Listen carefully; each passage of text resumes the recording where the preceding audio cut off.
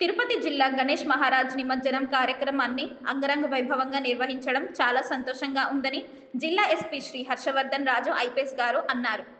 గణేష్ మహారాజ్ కు జై జై జై పలుకుతూ కోలాటం, తంబరు వాయిద్యాలతో పాటు సాంప్రదాయ నృత్య కళలతో జిల్లా పోలీస్ ప్రధాన కార్యాలయం నుండి పెద్ద ఎత్తున పోలీస్ సిబ్బంది పాల్గొని వినాయక విగ్రహాన్ని నిమజ్జనం చేసేందుకు నగరపుర వీధుల్లో ఊరేగిస్తూ వినాయక సాగరం వద్దకు తీసుకువెళ్లారు. జిల్లా కార్యాలయంలో వినాయక విగ్రహం వద్ద ఏర్పాటు చేసిన లడ్డూ పాట వేశారు. ఈ లడ్డూ పాటలో లడ్డూను crime inspector G Prakash Kumar గారు 21 వేలకు పాడుకోవడం జరిగింది. జిల్లా SP Shri V Harshavardhan Raju IPS గారు చేతుల మీదుగా తీసుకోవడం జరిగింది. వినాయక పందిరిలో లడ్డూ పాడుకోవడం చాలా సంతోషంగా ఉందని crime inspector G Prakash Kumar గారు అన్నారు. 5 సంవత్సరాల నుండి జిల్లా పోలీస్ ప్రధాన కార్యాలయంలో వినాయకుడి విగ్రహాన్ని ఏర్పాటు చేసి ప్రత్యేక పూజలు చేస్తున్నామన్నారు.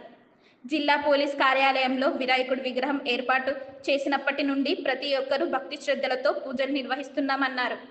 అంతేకాకుండా ప్రతిరోజు వివిధ రకాలైన పూజలు చేసి భక్తులకు తీర్థ ప్రసాదాలు అందజేస్తున్నామన్నారు.